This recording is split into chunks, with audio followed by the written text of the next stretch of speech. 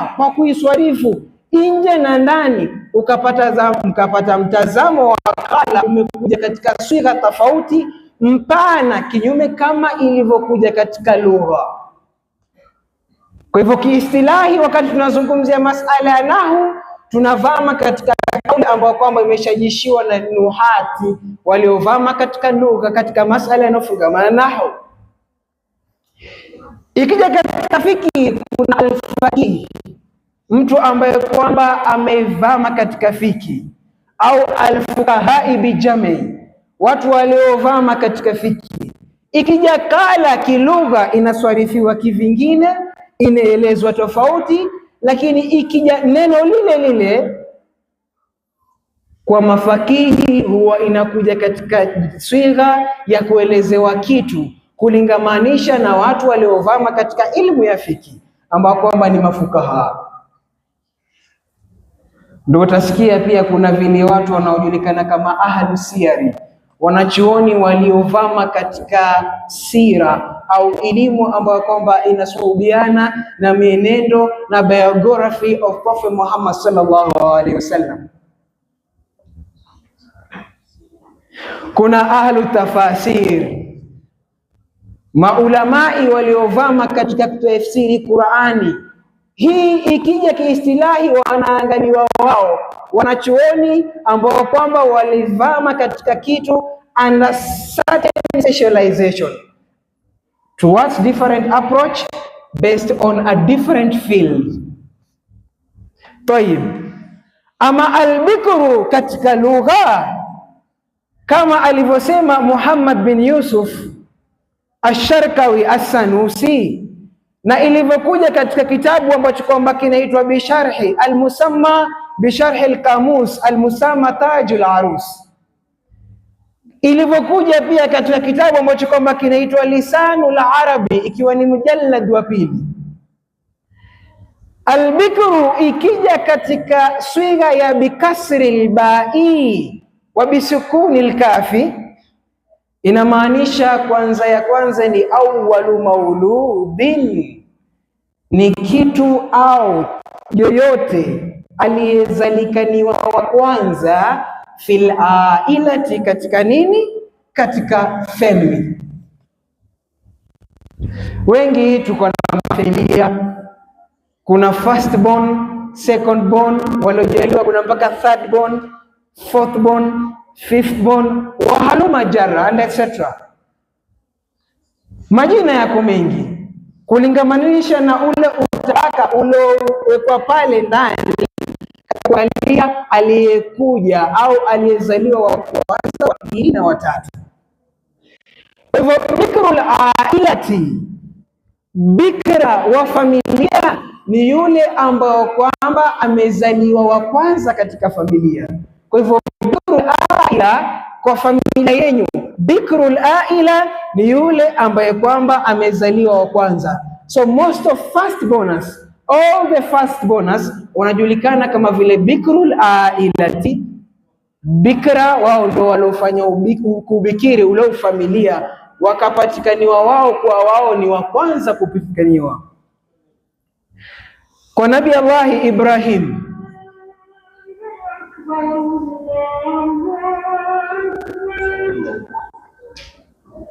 kwa Nabii Allah Ibrahim, kwa Nabii Allah Ibrahim, bikrul aila kwa Nabii Allah Ibrahim ni yule ambaye kwamba tuwajua wengi ni Ismail. Kwa Bwana Mtume Muhammad sallallahu alaihi wasallam, Al-Qasim ni bikrul aila wa Bwana Mtume sallallahu alaihi wasallam. Kwa hivyo yeyote ambaye kwamba ni first born anajulikana kama bikrul aila. Nafikiri hapo tumeelewana. Kitu cha pili ambacho kwamba kinaelezewa kama bikra ni almar'atu allati lam tatazawwaj, na hapa ndio sisi tunapataka almar'atu allati lam tatazawwaj, mwanamke ambaye hajaolewa. Na mtazamo wa kibikra, watu kizungumzia kama mtazamo wa kibikra, hapa ndipo kwamba sisi tunaweza katika na ndipo kwamba tutapata zaidi katika hutuba yetu kwamba almar'atu allati lam tatazawwaj, yule mwanamke ambaye kwamba hajapatikaniwa kuolewa kabla, yeye pia anajulikana kama vile bikra. Baadhi ya wanachuoni kama tulivyosema wamevama katika masala ya sira, wanasema Aisha katika miongoni mwa wanawake wa Mtume sallallahu alaihi wasallam, Aisha ndiye alisifikaniwa katika masala yanayoshehenika na masala yanayofungamana na bikra. Ukiangalia Khadija yeye alikuwa tayari ashaolewa tayari kabla ya kuolewa na bwana Mtume Muhammad sallallahu alaihi wasallam. Kwa hivyo tukizungumzia bikra ni mwanamke ambaye kwamba almar'atu allati lam tatazawwaj, mwanamke ambaye hajaolewa. Maulama au wanachuoni ambao kwamba wamevama pia vile vile katika sira wanasema Khadija aliwahi pata kuolewa na Abu Hala, aliolewa na Abu Hala, pia vile vile akaolewa na Atik bin Aid al-Makhzumi. Hao ni katika miongoni mwa wale ambao kwamba tutawataja katika leo, katika hii hutuba yetu leo, walipata kumuona nani? Khadija. Most of the time watu wanauliza, she was a merchant, she was very good when it comes to platform concerning business. Alikuwa ni merchant. Nini? Mali yake nyingi imepotekaniwa pia kama wanavyoeleza wanachuoni wa sira, kutokamana na yale kwamba yeye ameshaolewa kisha mume akafariki mpaka kuja kuolewa kwa bwana Mtume sallallahu alaihi wasallam. Taarifu ya pili ya bikra ni kwamba ashay'ul jadidu ghaira musta'mal, kitu ambacho kwamba ni kipya hakijatumika. Tukisema una kitabu ambacho kwamba ni bikra, inamaanisha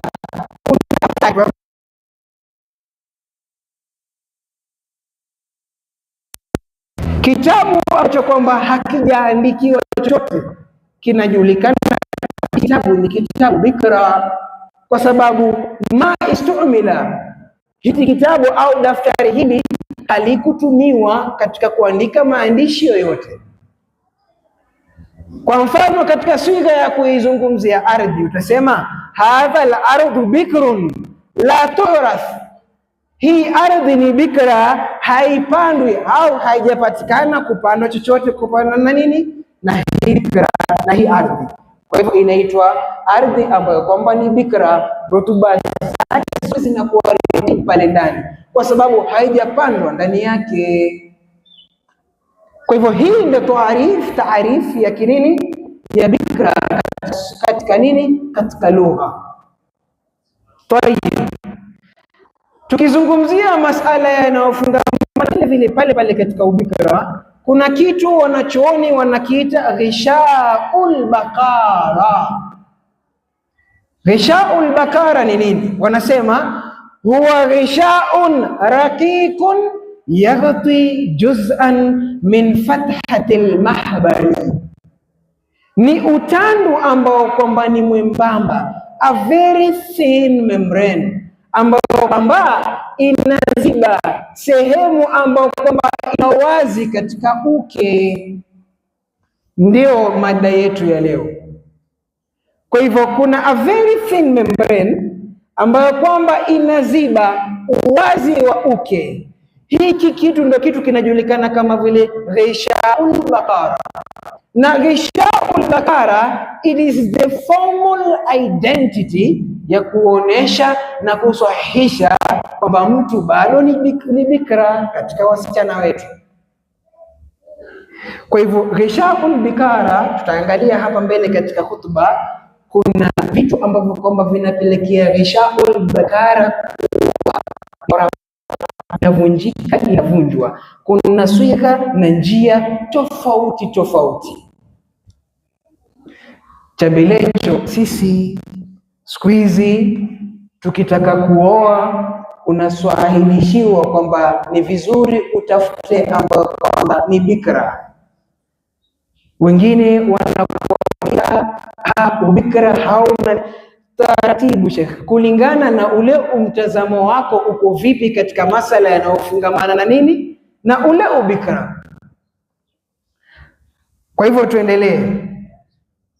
Wanachuoni ambao kwamba wamesomea katika masala yanayofungamana na ubikra wanasema ghishaul bakara iko tahta unwan alkathira. Kuna sampuli nyingi ambazo kwamba zinashainika katika hiki kitu kinaitwa ghishaul bikara au ghishaul bakara. Ziko sampuli nyingi. Kwa hivyo wewe huenda ukaamiliana au you've mingled with a different type, ukamshajiisha mtu kwamba si bikra lakini ni bikra. Huenda ukapata nyingine ambayo kwamba iko na a lot of complication, ukamshajiishia mtu kwamba huyu ni bikra wakati yeye si bikra, kwa sababu kuna tofauti. Kuna zile types za ghishaul bakara nyingi.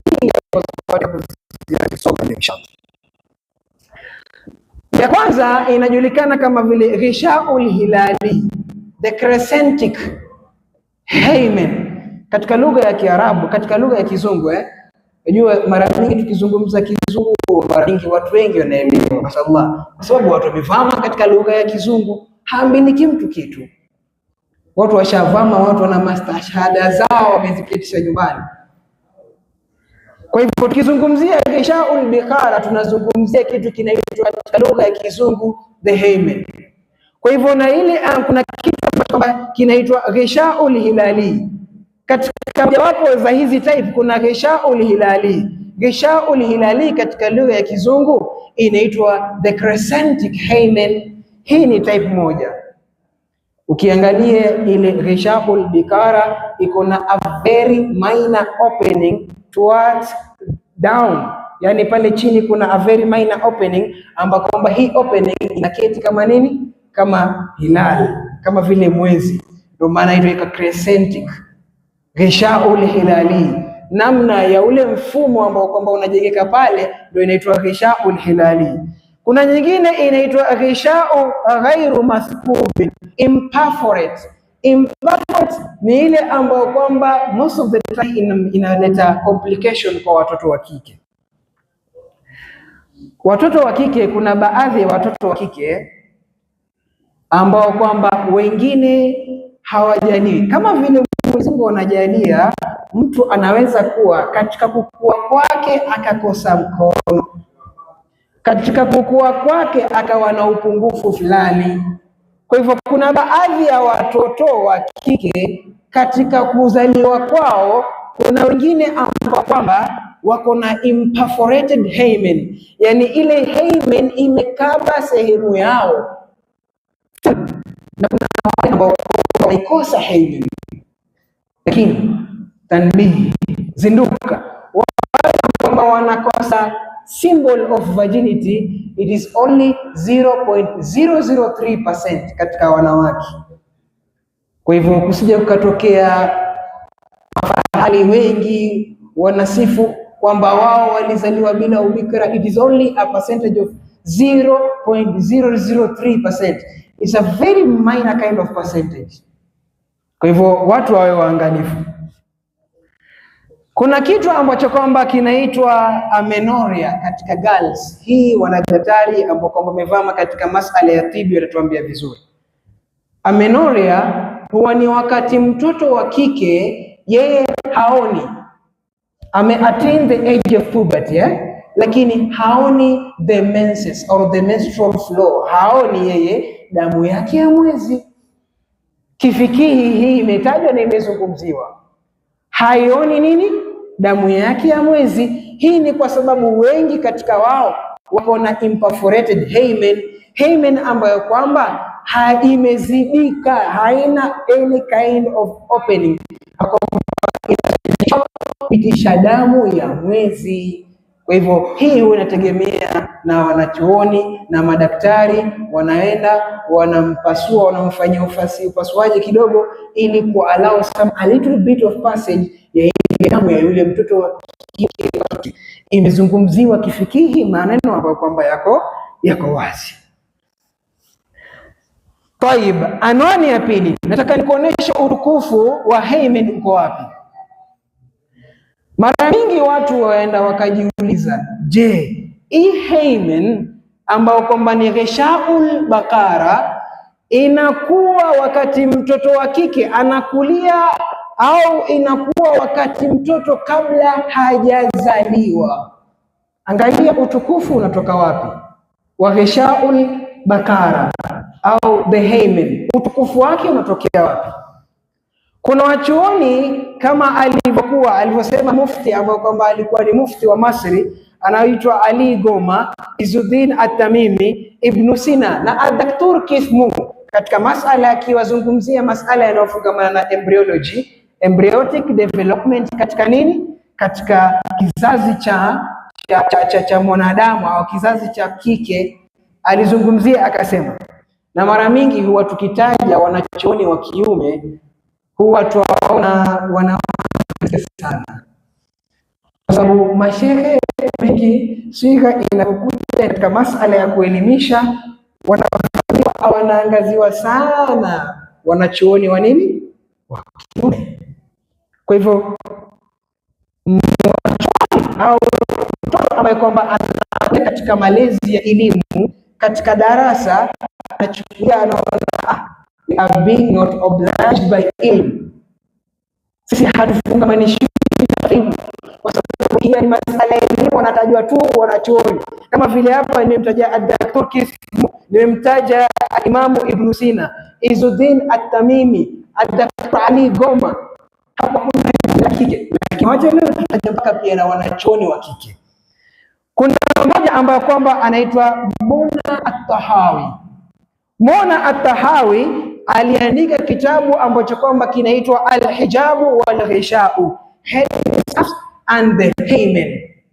Headscarf and the Hymen. Kwa nini aandike Headscarf and the Hymen? Preface ya kitabu kinaeleza kwamba sehemu aliyezaliwa huyu katika vitu ambavyo kwamba vilishajishwa sana katika dini ni alhijab, wanawake kujijalia kwamba wako tahta alijabi muddatan tawila, wakati au muda mrefu. Na kinachozingatiwa katika utukufu na ubora wa wanawake ni alhymen, ni hymen alghisha. Ndio maana akatunga kitabu ambacho kwamba kinaitwa Alhijab walghisha, akizungumzia hizi anwani mbili. Mwingine ni Ayan Al-Hirsi ambao kwamba alikuwa akizungumzia masala yaliyofungamia based on a true story, the caged virgin. Kwa hivyo huyu Muna At-Tahawi na Ayan Al-Hirsi wakifungamanisha na mawazo yao na Izzuddin At-Tamimi na Al-Imamu Ibn Sina, wanasema kitu ambacho kwamba kinajulikana kama Ghishaul Bakara huwa ina develop katika kizazi cha mwanamke yule infant. Kuna the zygote, then it turns to an embryo, then this stage is what we call embryonic development, alafu kuna the fetus. Kwa hivyo katika weeks hizi ni matabaka ambazo kwamba zimegawanyishwa kulingana na zile muda au wiki ambazo kwamba anapatikaniwa ndani yule ambaye kwamba anazalikaniwa katika nini, katika sehemu ya mwanamke. Kwa hivyo wao wanasema Ghishaul Bakara huwa inaanza kujengeka katika kizazi yule mtoto mwenye kuzalikaniwa 12 to 13 weeks. Wanachuoni kama vile Ad-Daktur Kithmu vile nilivyomtaja, anasema kuna most of organs of maturity ambazo kwamba zina develop au zinakuwa after 14 weeks and beyond. 14 weeks and beyond, hapo ndo mtu anapata sensory development. Kwa hivyo Ghishaul Bakara, angalia utukufu uliokuwa nao Ghishaul Bakara. Ghishaul Bakara inapatikaniwa, ina develop kabla hata ya earring. senses imedevelop katika mtoto. Masala ya kuvishwa mifupa katika mwili huwa inatokea beyond more than 14 weeks. Kwa hivyo Ghishaul Bikara, wewe leo mwanamke au mtoto wa kike ambao kwamba tuko nao sasa, they are being tempted kwa kitu ambacho kwamba ni kidogo sana. Most of the time huwa inakuja masala mengi katika TV, unaangalia fulani binti fulani amefungwa because of defilement, kumdefile mtoto fulana binti fulana. Akaja pale, unajua mara nyingine pia they bring the, what do we call that kind of thing, they blur the face to steal identity. Wewe kitu kibaya kitokea shehe, kuna kitu ambacho kwamba kinaitwa stara. Watu wengi huwa wanajibidiisha katika kufanya kitu kiwe ni siri, na hii tutaangalia katika masala yanayofungamana na watu wanaokuwa bikra, siri zao ziko vipi. Na wanachuoni kwa madhhabi ya Imamu Abu Hanifa, madhhabi ya Imamu Shafi, madhhabi ya Imamu Shafi, Muhammad bin Idris Shafi, wanasemaje kwa mtu ambaye kwamba si bikra japokuwa amestiri, anataka kustiri madhambi yake, tutaangalia. Kwa hivyo mara mingi huwa hawa watoto wakihojiwa, the main thing that they press, wanakuambia alinidanganya kwa chips ya shilingi 50. Yani kuvunjwa ule ubikra wake, alidanganywa kwa chips ya shilingi 50. Chukua chips ya shilingi 50 weke upande mmoja, mahari zinazohitajika wakati wa kufunga nikahi ya halali malaki na takriban mpaka milioni, weka katika upande wa pili, alafu kisia katika mizani boda mashekeni. Yani mujtama umemweka mtoto wa kike anashajishwa katika yeye kutumia akili yake, anakuwa very nani mpaka atakaposema kwamba mimi nilidanganywa. Undanganywa na nini? Na chips ya shilingi 50. Mujtama utasikiliza. Kwa hivyo hivi ni vitu ambavyo kama vinawalemaza watoto wetu. Kwa hivyo taban, mara mingi wakati wanachuoni wanazungumzia kuhusu hii al-Ghishau al-Bakara kudevelop, waambiwa ni kitu ambacho kwamba kina develop kabla ya nini? Kabla ya kusikia, kabla ya kushajishiwa wewe kuvishwa mifupa katika tumbo la mamako, kama ni mtoto wa kike.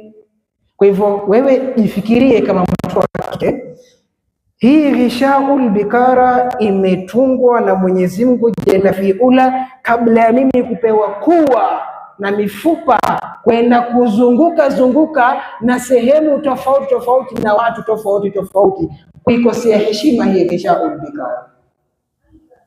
Waliyadhu billah. Jisarifu, weka katika mizani, useme. Wengi wanasema katika wale ambao kwamba wamevama katika masala ya hubu, wanakwambia mwanamume amesifiwa yeye ni mzuri katika kutumia nini? Macho, katika kukagua kwa mtu. Yani mtu kuivama katika masala yanayohusiana na hubu huwa ni yeye atumia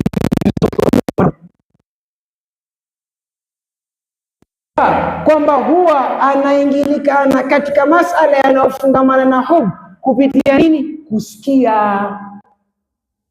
But keep note that your sensory aspects developed lesser weeks after the development of that hymen. Wewe umesifiwa kama mtoto wa kike, umeambiwa maneno matamu kama mtoto wa kike, umeenda ukavunja ubikra wako kwa kitu ambacho kwamba kili develop baada ya kuwa wewe umejaliwa kuwa na nini? Na Ghishaul Bakara. Kivutilia katika mizani. Ndio maana mara mingi mimi nimesema sometimes unaweza ukapata mtoto unamuexplainia kitu, they are typically out of knowledge. Ndio tunajua la ilma lana illa ma allamtana Allah, hatuna elimu isipokuwa kwa kile ambacho kwamba Mwenyezi Mungu ametuchajiisha kuwa sisi tukijua. Lakini is it that we are shying off to explain this kind of things to watu wetu? au ni sisi tuwapuuzia? Tayib, tuingia katika anwani ya pili. Kitu gani ambacho kwamba mambo ambayo kwamba huenda nikayataja hapa mbele, kuna zile ambazo kwamba zinaitwa myth and misconception. Myth and misconception, na kuna zile ambazo kwamba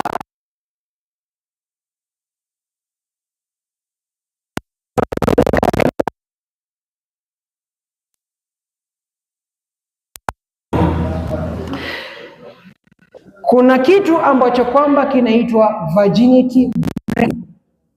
Kwa hivyo kuna types of virginity breaking. Jua leo, kwa sababu sisi mara mingi wakati tunafanya some of our research, kuna baadhi ya vitu si hata tulikuwa tuwajua, maalim hapa watatuambia, wanajua kwamba kuna wakati wewe unafanya research mimi mwalimu alhamdulillah kidogo tunajishajisha. Wakati wewe unafanya research ambapo kwamba inahusu the tomorrow's class kuna zile lesson plans. CBC inaleta kazi nyingi kweli, kuna lesson plans, kuna nini, vitu chekwa, unaingia klasini na boga la file, umeandaa a lot of arrangements. Kwa hivyo wakati sisi tunafanya nini, tunafanya research, na baadhi ya kitu sisi tulikuwa hata hatujui, lakini out of research kuna kitu ambacho kwamba wewe unajaliwa baadaye unakijua na ulikuwa haukijui. Kwa hivyo kama ni kitu tulikuwa tukijui, leo inshallah tutoke kama kidogo tuna nukta ya kitu ambacho kwamba tunajua. Kuna al-adhariyatul kanuniyya biljimai au al-ilaj. Kuna virginity breaking ambayo kwamba ni ya kikanuni, inapatikaniwa bil ilaj, through the sexual intercourse itself. Kuna watoto pale nje, na mara mingi mwingine atakuwa anapata wasiwasi katika moyo wake, ustadh, kuna baadhi ya mambo ashakumatusi, kuna baadhi ya mambo hatuwezi tukaeleza watoto. Not that wale watoto, mimi nazungumzia kishao bikara, just a thin membrane katika sehemu ya uke. Wao wamefunzwa maskuli uke wenyewe unakaa vipi, na mtoto anaweza kuchorea 100%. Kwa hivyo kwa nini tuone haya dini yetu? We cannot, hatuwezi ione haya. Kwa hivyo kuna gishaul bakara kuvunjwa katika kanuni ambazo kwamba zinajulikaniwa bil ilaji, through the sexual intercourse itself. Na hapa katika masala ambayo zinahusu the sexual intercourse, watu wengi tumejaribu tunavyoweza. Kuna a certain kind of effect katika psychology ambayo kwamba huwa watu wengi wanatumia. Maadamu wewe hauzini, sawa, eka katika akili, nielewe. Maadamu wewe hauzini, ukimpata mkosefu ambaye kwamba anazini, wamponda kisawasawa kana kwamba yani ashaingia motoni. Kwa hivyo kuna ile aspect ya kwamba mimi si mzinifu, anakuwa na nguvu na kuwa ya kuwaponda watu ambao kwamba wanazini. Wewe si mraibu wa madawa ya kulevya, haunywi, haupigi mvinyo, unapata nguvu ya kuwakwamua sasa wale ambao kwamba ni walevi wanaopiga mvinyo. Kuna sifa zilizowekwa katika kuwarekebisha watu kama hawa. Yani as long as umejiweka mbali na makosa fulani, basi unamuona yoyote ambaye kwamba anaingia katika yale makosa ni mkosefu wa ajabu. Hii sifa haifai kuchukuliwa katika dini. Tayeb, kuna baadhi ya watu wanajisifia na zina na wanajisifia katika kubikiri watoto wa watu. Mtume Muhammad sallallahu alaihi wasallam anasema kuna watu ambao kwamba watapewa adhabu kubwa katika nini? Katika kaburi. Adhabu kubwa ya kaburi ni kwamba mtu amefanya makosa na anaweka wazi na anaisifu lile kosa ambalo kwamba amelifanya. Tukiangalia pia katika hadithi kama ilivyokuja, kuna watu ambao kama wanajishajisha na zinaa, they are very good, na ukiwapata katika video vyao anatengeza bonga la listi, asema huyu, watoto wa watu anawachafua. Mtume sallallahu alaihi wasallam katika Isra wal Mi'raj anasema fa ataina ala mithli tanur, tukafika katika a clay lined oven. Kuna kitu kama oven Mtume Muhammad sallallahu alaihi wasallam alionyeshwa. Mtume Muhammad sallallahu alaihi wasallam anasema fa idha fihi laghadun wa aswatun, ndani yake kulikuwa kunapatikana zogo na mayoyo makubwa na sauti kubwa. Mtume Muhammad sallallahu alaihi wasallam fatala'na fihi, tukaitizama ndani yake, faida fihi rijalun wa nisaun uratun, ndani yake katika oven kama hile kulikuwa na watu wa kiume na watu wa kike ambao kwamba walikuwa uchi. Faidhahum yatihim lahabun min asfali minhum, faidha atahum dhalika lahab dhawdaw, kulikuwa kuna moto wa mvuke unatoka sehemu ya chini. This kind of people wako katika hii clay lined oven, moto unatoka chini, wanapiga mayoyo. Watu kama hawa ni watu ambao kwamba walikuwa ni wepesi wa kuzini. Kwa hivyo kaza nati, jibidishe katika zinaa. Patafika siku, we are explaining as if it is a story, Mwenyezi Mungu atakuonesha kitu ambacho kwamba kilikuwa kikikatazwa katika Qur'an. Mwenyezi Mungu atakuonyesha kutokana na adhabu ambayo kwamba yeye Bwana Mtume Muhammad sallallahu alaihi wasallam alikuwa atubidisha tuwe nayo katika sunna zake. Katika Sunan An-Nasai, katika vile sahihi ambapo kwamba ni sahihi Muslim, Mtume Muhammad sallallahu alaihi wasallam anasema thalathatun la yukallimuhumullahu yawmal qiyamah, kuna watu watatu Mwenyezi Mungu hata wazungumzisha siku ya kiyama. Wala yuzakihim wala yanduru ilaihim, wala hata watazama Mwenyezi Mungu jalla fiula siku ya kiyama. Walahum adhabun alim, na kwa wao itakuwa adhabu ya yenye kuumiza, adhabu ya chungu. Wa kwanza akajulikaniwa kama sheikhun zani, shekhe akbaru sinni, ambaye kwamba ana miaka mirefu anazini. Yani yeye haangalii hata taswira kwamba miaka yake inasonga, lakini ndio ambaye kwamba yani yeye ukiangalia zile sifa anazijiwekea sifa kama za vijana mabarobaro majimbi. Unapozungumzia zina, yeye yuko pale anakaza nati na anapepea moto, yeye anajisifia miongoni mwa watu wenye kuzini. Kwa hivyo endelea kuzini, Mwenyezi Mungu siku moja utaonjwa. Na kama wewe ni mtu wa kuzini, basi taka tauba.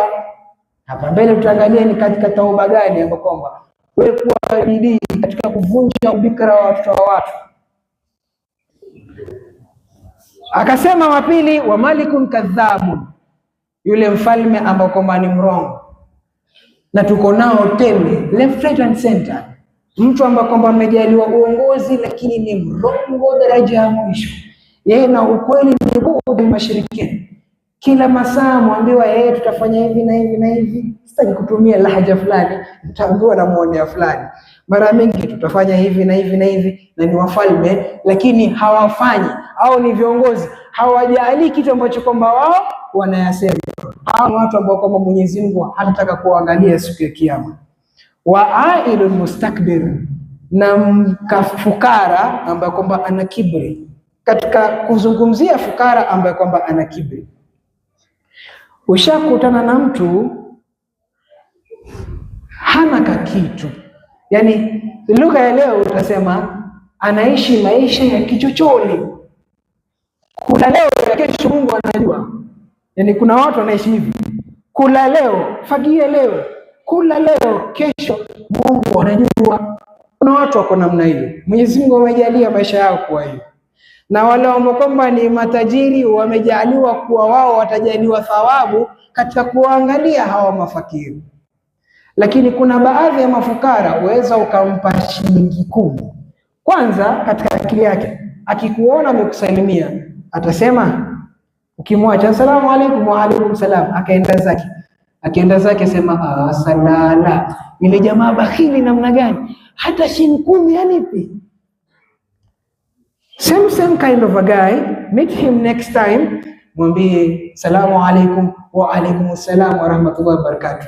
Ile shilingi 10 alikuwa akinungunikia mara ya kwanza, mpe hiyo shilingi 10. Atasema salala, ona anavyochezesha katika ubahili. Yani mimi ni mtu akunipa shilingi 10. Alex anazunguka nayo ananipa shilingi 10 tu.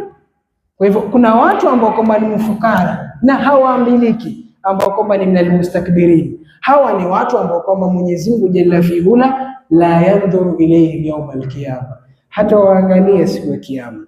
So wewe jiulize nafsi yako, je, wataka kuwa miongoni mwa watu ambao kwamba Mwenyezi Mungu hataki kuangalia siku ya kiyama? Nikimalizia khutba kwa ajili ya muda, tumezungumzia kuhusu masala ambayo kwamba yanajaaliwa kuwa ni yenye kujalia ubikra wa mtoto wa kike kuvunjika. There are so many aspects ambazo kwamba zimetajwa na maulama, wanachuoni wa ilmu tibi, madaktari, wanachuoni wa ilmu al-maarif, sayansi, wazungumzia kuna njia nyingi tofauti za kuvunja ubikra ambao kwamba imeitwa hymen katika uke wa mtoto wa kike. Kwa hivyo tutaviangalia katika Juma ijayo, tuangalie ni vipi watoto wetu watakuwa safe kutokamana na vitu ambavyo kwamba vinashahinika katika kuvunja ubikra wao. Na je, tunazungumzia ubikra, kuna wengine ambao kwamba si mabikra. Je, wametupwa na wameweka kando? Je, wametupwa na wamewekwa kando? La, kuna sheria ambayo kwamba inawachunga na inawashajiisha. Kama watoto wetu wa kike, wewe ni bikra, jalia ule ubikra wako iwe ni fakhri ya mama yako kujaliwa kuingia peponi kwa sababu umejitunza. Wewe mtoto wa kiume, wewe pia una ubikra sampuli yako, jalia kule kujihifadhi wewe kutokuzini na watoto wa watu iwe ni nuru yako siku ya kiyama. Kwa hivyo tutaangalia yale ambayo kwamba yanafungamanisha kuvunja ubikra wa watoto na yale ambayo kwamba hayajaliwi, ni myth and conception. Mwenyezi Mungu atujalie min alladhina yastami'una alqawla fayattabi'una ahsanahu wa ma alaina illa albalaghul mubin. Shukran.